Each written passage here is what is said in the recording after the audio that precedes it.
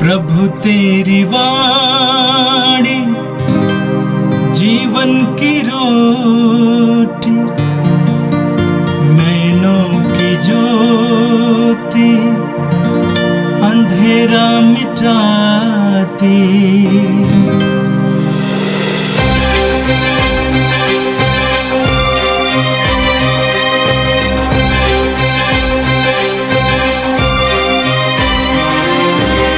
प्रभु तेरी वाणी जीवन की रोटी, नैनों की ज्योति अंधेरा मिटाती। प्रभु तेरी वाणी जीवन की रोटी, नैनों की ज्योति अंधेरा मिटाती। वाणी वाणी वाणी वाणी वाणी पवित्र है, शाश्वत है, जीवन का मन्ना है। 11 जुलाई सोमवार। पहला पाठ नबी इसायास का ग्रंथ, अध्याय 1, वचन संख्या 11 से 17। प्रभु यह कहता है, तुम्हारे असंख्य बलिदानों से मुझको क्या, मैं तुम्हारे मेढ़ों और बछड़ों की चर्बी से उब गया हूँ। मैं साँड़ों, मेमनों और बकरों का रक्त नहीं चाहता। जब तुम मेरे दर्शन करने आते हो तो कौन तुमसे यह सब मांगता है? तुम मेरे प्रांगण फिर नहीं रौंदना, मेरे पास व्यर्थ का चढ़ावा लिए फिर नहीं आना। तुम्हारे लोभन से मुझे घृणा हो गई है। अमावस, विश्राम दिवस और तुम्हारी धर्म सभाएँ, इन सब समारोह में अन्याय होता है और मैं उसे सहन नहीं करता। तुम्हारे अमावस और अन्याय पर्वों से मुझे घृणा हो गई है। ये मेरे लिए आश्रय भर बन गए हैं। जब तुम अपने हाथ फैलाते हो तो मैं तुम्हारी ओर से आँख फेर लेता हूँ। मैं तुम्हारी असंख्याय प्रार्थनाओं को अनसुना कर देता हूँ। तुम्हारे हाथ रक्त से रंगे हुए हैं। स्नान करो, शुद्ध हो जाओ। अपने कुकर्मों मेरी आँखों के सामने से दूर करो। पाप करना छोड़ दो, भलाई करना सीखो। न्याय के अनुसार आचरण करो। पद दलितों को सहायता दो, अनाथों को न्याय दिलाओ और विधवाओं की रक्षा करो। यह प्रभु की वाणी है। संत मत्ती के अनुसार पवित्र सुसमाचार अध्याय 10 वाक्य 34 से अध्याय 11 वाक्य 1 तक। प्रभु यीशु ने कहा, ये न समझो कि मैं पृथ्वी पर शांति लेकर आया हूँ। मैं शांति नहीं बल्कि तलवार लेकर आया हूँ। मैं पुत्र और पिता में, पुत्री और माता में, बहू और सास में फूट डालने आया हूँ। मनुष्य के घर वाले ही उसके शत्रु बन जाएंगे। जो अपने पिता या अपनी माता को मुझसे अधिक प्यार करता है वह मेरे योग्य नहीं। जो अपने पुत्र या अपनी पुत्री को मुझसे अधिक प्यार करता है वह मेरे योग्य नहीं। जो अपना क्रूस उठाकर मेरा अनुसरण नहीं करता वह मेरे योग्य नहीं। जिसने अपना जीवन सुरक्षित रखा है वह उसे खो देगा, और जिसने मेरे कारण अपना जीवन खो दिया है वह उसे सुरक्षित रखेगा। जो तुम्हारा स्वागत करता है वह मेरा स्वागत करता है, और जो मेरा स्वागत करता है वह उसका स्वागत करता है जिसने मुझे भेजा है। जो नबी का इसलिए स्वागत करता है कि वो नबी है, वह नबी का पुरस्कार पाएगा, और जो धर्मी का इसलिए स्वागत करता है कि वो धर्मी है, वो धर्मी का पुरस्कार पाएगा। जो इन छोटों में से किसी को एक प्याला ठंडा पानी भी इसलिए पिलाएगा कि वह मेरा शिष्य है, तो मैं तुम्हें विश्वास दिलाता हूँ कि वह अपने पुरस्कार से वंचित नहीं रहेगा। अपने 12 शिष्यों को यह अनुदेश देने के बाद ईसा यहूदियों के नगरों में शिक्षा देने और सुसमाचार का प्रचार करने वहाँ से चल दिए। यह प्रभु का दिव्य सुसमाचार है। ख्रिस्त प्रभु की जय। मेरे प्रिय भाई और बहनों, इस संसार में बहुत सारे लोग आस्तिक हैं। आस्तिक का मतलब है जो ईश्वर पर भरोसा रखते हैं, ईश्वर पर विश्वास करते हैं और धर्म से जुड़े हुए हैं, धर्म कार्य करते हैं। और बहुत सारे लोग नास्तिक भी हैं जो ईश्वर पर विश्वास नहीं करते हैं, धर्मों पर विश्वास नहीं करते हैं, धर्म कार्य नहीं करते। बहुत सारे लोग इसलिए नास्तिक हैं क्योंकि जो अपने को आस्तिक कहते हैं, धार्मिक कहते हैं, उनका जीवन और उनके कार्य मेल नहीं खाते हैं। वे धर्म कार्य करते हैं लेकिन उनका जीवन उसके अनुसार नहीं है। वे धर्म की बातें करते हैं, वे धर्म के कार्य करते हैं, वे भक्ति करते हैं, वे पूजन अर्चन पाठ करते हैं, वे धर्म के लिए लड़ने को भी तैयार हैं, मरने के लिए भी तैयार हैं, लेकिन उनके जीवन में न्याय नहीं है, सत्य नहीं है। उनके जीवन में असत्यता भरी हुई है। वे शोषण करते हैं, वे अन्याय का जीवन जीते हैं, असत्य का जीवन जीते हैं, बेईमानी का जीवन जीते हैं। इसलिए बहुत सारे लोग ईश्वर पर विश्वास नहीं करते, धर्मों को छोड़ देते हैं। आज का पहला पाठ इस्यास नबी के ग्रंथ से लिया गया था। इस्यास नबी ने ये सारी भविष्यवाणी प्रभु यीशु के आने से करीब 700 साल पहले की। उनके ज़माने में भी यहूदी धर्म की यही स्थिति थी। यहूदी धर्म के लोग बलिदान चाहते थे, मंदिर जाया करते थे, त्योहार मनाते थे, ईश्वर को भेंट चढ़ाते थे, लेकिन उनके जीवन में न्याय नहीं था, प्रेम नहीं था, दया नहीं थी। इसीलिए प्रभु उस समय के यहूदियों इस्राएलियों को संबोधित करते हैं।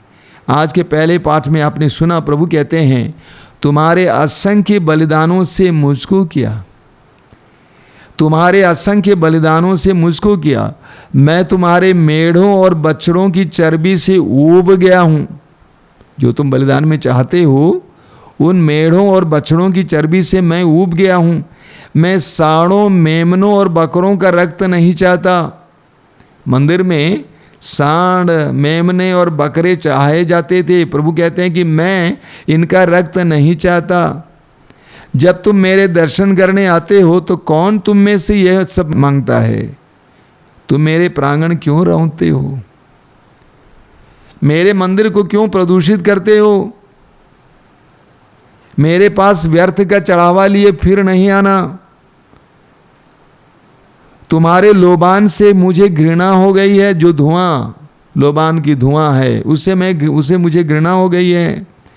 और अमावस, विश्राम दिवस और तुम्हारी धर्म सभाएं, मैं अन्याय के कारण ये समारोह सहन नहीं कर सकता। देखिए, तुम्हारे अमावस और अन्य पर्वों से मुझे घृणा हो गई है। ये मेरे लिए असह्य भार बन गए हैं, क्योंकि तुम अन्याय करते हो। ये सारे धर्म क्रिया करते हो, लेकिन तुम्हारे जीवन में अन्याय है, कपट है, छल है। आगे प्रभु कहते हैं, जब तुम अपने हाथ फैलाते हो तो मैं तुम्हारी ओर से आंख फेर लेता हूं। प्रार्थना में तुम मुझे मेरी ओर अपने हाथ फैलाते हो तो प्रभु कहते हैं, मैं तुम्हारी ओर से अपनी आंख फेर लेता हूं। मैं तुम्हारी असंख्य प्रार्थनाओं को अनसुना कर देता हूं। मैं तुम्हारी असंख्य प्रार्थनाओं को नहीं सुनता हूं। क्यों? क्योंकि तुम्हारे हाथ रक्त से रंगे हुए हैं। तुम्हारे हाथ रक्त से रंगे हुए हैं। तुम अन्याय करते हो, शोषण करते हो, बेईमानी करते हो। तुम्हारे सारे धर्म क्रियाओं से मैं ऊब गया हूं। मैं तुम्हारी प्रार्थनाओं को नहीं सुनूंगा। इसलिए आगे प्रभु कहते हैं, स्नान करो, शुद्ध हो जाओ। पहले तुम शुद्ध हो जाओ, अपने हृदय को शुद्ध करो, अपनी आत्मा को शुद्ध करो। ये सब क्रियाएं बंद करो, ये सब धार्मिक चीजें बंद करो, ये सब त्योहार बंद करो। सबसे पहले स्नान करो, शुद्ध हो जाओ। अपने कुकर्म मेरी आंखों के सामने से दूर करो, पाप करना छोड़ दो। धार्मिक क्रियाओं से बढ़कर पवित्रता है। धार्मिक क्रियाओं से बढ़कर पूजन अर्चन से बढ़कर पवित्रता है। आगे प्रभु कहते हैं भलाई करना सीखो, न्याय के अनुसार आचरण करो, पद दलितों को सहायता दो, अनाथों को न्याय दिलाओ और विधवाओं की रक्षा करो। भलाई करना सीखो, ये मुझे प्रिय है। भलाई करना, न्याय करना, सेवा करना, दया करना, ये सब करना सीखो, मैं उससे तुमसे प्रसन्न हो जाऊंगा। मेरे प्रिय भाई और बहनों, आज जिन वचनों के द्वारा प्रभु हमें भी आह्वान करते हैं, हमें भी आह्वान करते हैं। हमारी भक्ति मंदिरों में नहीं होना चाहिए, हमारे धार्मिक क्रियाएं सिर्फ हमारे मंदिरों में नहीं होना चाहिए, गिरजाघरों में, मंदिरों में, मस्जिदों में नहीं होना चाहिए। हमारी आध्यात्मिक और धार्मिक क्रियाएं समाज में होनी चाहिए। दया, प्रेम, सेवा, न्याय, सत्य, प्रभु ये सब हमसे चाहते हैं। आज हम प्रभु से प्रार्थना करें कि प्रभु हमारी आंखों को खोल दीजिए, हमें प्रज्ञा दीजिए, हमें ज्ञान दीजिए, ताकि हम असली धार्मिकता समझ सकें, धार्मिकता का मर्म समझ सकें, तेरी इच्छा जान सकें। और आज का सुसमाचार संत मत्ती के सुसमाचार के अध्याय 10 से लिया गया था।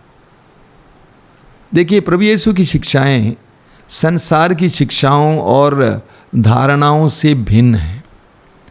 मैं जानता हूं कि आज के सुसमाचार के कुछ हिस्से आप समझ नहीं पाए हैं। प्रभु ने आज क्या कहा? प्रभु ने कहा, ये न समझो कि मैं पृथ्वी पर शांति लेकर आया हूं। मैं शांति नहीं बल्कि तलवार लेकर आया हूं। प्रभु यीशु के जन्म के समय स्वर्गदूतों ने कहा है कि पृथ्वी पर उसकी कृपा पात्रों की, ईश्वर की कृपा पात्रों को शांति मिले। प्रभु यीशु ने अपने शिष्यों से कहा कि मैं तुम्हें अपनी शांति प्रदान करता हूं, अपनी शांति तुम्हारे लिए छोड़ जाता हूं। प्रभु यीशु ने अपने शिष्यों को गांव-गांव भेजा तो उस समय कहा कि जिस घर में तुम प्रवेश करो ये घोषित करो इस घर को शांति। प्रभु यीशु ने पुनरुत्थान के बाद अपने शिष्यों के पास आकर कहा कि तुम्हें शांति मिले। प्रभु यीशु के इस्यास नबी के ग्रंथ में शांति का राजकुमार कहा गया है। लेकिन आज का सुसमाचार कुछ भिन्न है। आज प्रभु कहते हैं कि ये ना समझो कि मैं शांति लेकर आया हूं, बल्कि मैं तलवार लेकर आया हूं। क्या मतलब इसका? वास्तविक शांति की स्थापना के लिए कभी कभी तलवार जैसा अनुभव से हमें गुजरना पड़ेगा। प्रभु यीशु सत्य है। प्रभु यीशु सत्य है। जब सत्य आ जाता है तो असत्य लड़ने लगता है। सत्य और असत्य के बीच में एक दरार आ जाती है। प्रभु यीशु प्रकाश है। प्रकाश आ जाता है तो अंधेरा प्रकाश से लड़ने लगता है। अंधेरे को अलग किया जाता है। प्रभु यीशु प्रेम है। जहां प्रेम पहुंच जाता है वहां पर स्वार्थता को अलग किया जाता है। तो यीशु और यीशु की शिक्षाएं एक तलवार जैसे कार्य करती हैं, जो एक तरह से विभाजन लाता ही है। यीशु की शिक्षाओं का पालन करने से आप तिरस्कृत किए जाएंगे, बार बार आपको बताया जा रहा। परिवार में विभाजन आ जाएगा। मैं एक परिवार को जानता हूं जहां पर संयुक्त परिवार था, कई भाई लोग एक साथ रहते थे, उनके बेटे थे। लेकिन एक भाई यीशु पर विश्वास करने के कारण परिवार से अलग किया गया, क्योंकि उनकी जीवन शैली अलग थी, उनकी धारणाएं अलग थी।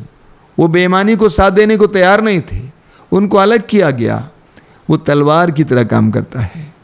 तो यीशु और यीशु की शिक्षाएं कभी कभी तलवार की तरह कार्य करती हैं, क्योंकि यीशु सत्य है। सत्य और असत्य का मेल नहीं होता है। यीशु प्रकाश है। प्रकाश और अंधेरे का मेल नहीं होता है। यीशु प्रेम है। प्रेम और स्वार्थता का मेल नहीं होता है। इसीलिए प्रभु कहते हैं कि मैं तलवार लेकर आया हूं। और आगे इसका वर्णन प्रभु देते हैं, मैं पुत्र और पिता की, पुत्री और माता के बीच में, बहू और सास के बीच में फूट डालने आया हूं। यीशु के आने से ऐसा होता है, लेकिन यह एक प्रक्रिया का हिस्सा है, संपूर्ण शांति की स्थापना का हिस्सा है। संपूर्ण शांति समझौते में नहीं होता है। तुम भी चोरी कर लो, हम भी चोरी कर लेंगे, कोई बात नहीं, चुप रहना, यह संसार की शांति है।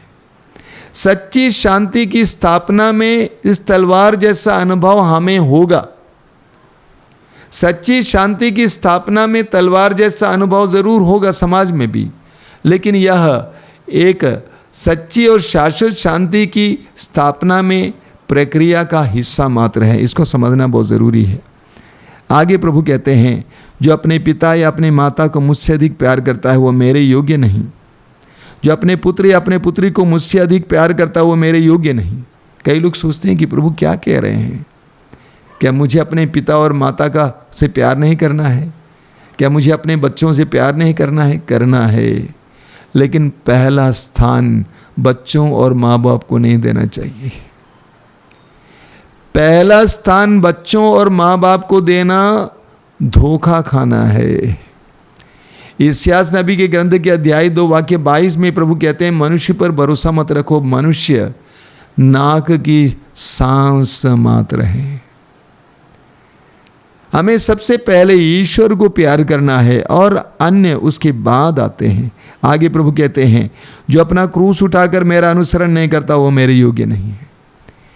यीशु क्रूस उठाते हुए आगे चल दिए, और जो क्रूस उठाकर उनके पीछे चलने को तैयार नहीं है वो यीशु के योग्य नहीं है। गुरु और शिष्य दोनों अलग अलग मार्ग पर, पथ पर नहीं चल सकते। गुरु जिस पथ पे चलता है शिष्य को भी उसके पीछे चलना है, उसी पथ पे चलना है। आगे प्रभु कहते हैं, जिसने अपना जीवन सुरक्षित रखा है वह उसे खो देगा, और जिसने मेरे कारण अपना जीवन खो दिया है वह उसे सुरक्षित रखेगा। जो अपने को सांसारिक रूप से सुरक्षित रखने का प्रयास करता है वो पारलौकिक जीवन से वंचित रह जाता है, अनंत जीवन से वंचित रह जाता है।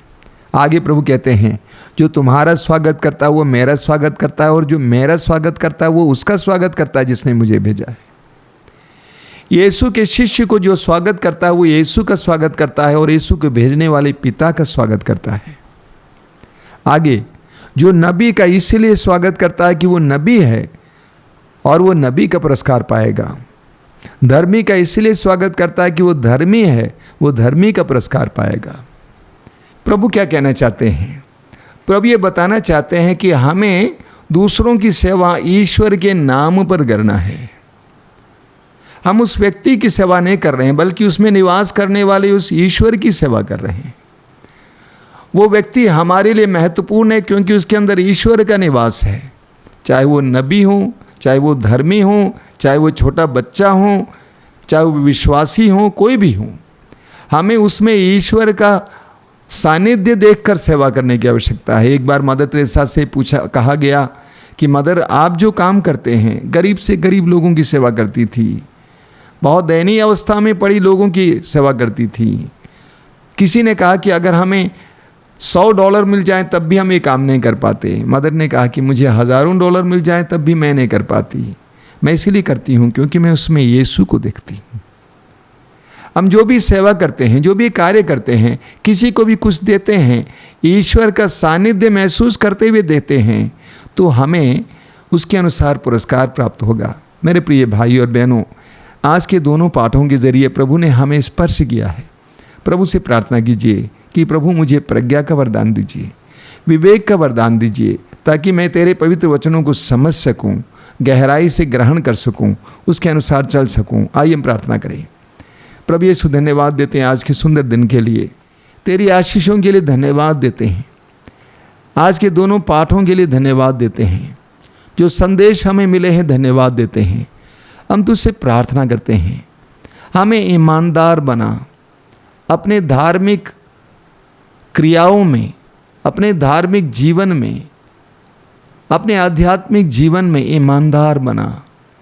हमें सब में ईश्वर को, तुझे देखने की कृपा दे, तेरे सानिध्य को महसूस करने की कृपा दे, सबको स्वागत करने की कृपा दे, सबको गले से लगाने की कृपा दे, किसी का भी तिरस्कार ना करने की कृपा दे। ये प्रभु यीशु इन वचनों को सुनने वाले मेरे भाई बहनों को आशीर्वाद देना, तेरा पवित्र हाथ उन पर रहे। एक एक कार्य जो आज वे करने जा रहे हैं उस पर तेरी आशीष हो। हमारी इस प्रार्थना को ग्रहण कर, आमीन। प्रभु तेरी वाणी जीवन की रोटी, नैनों की ज्योति अंधेरा मिटाती, वाणी वाणी वाणी वाणी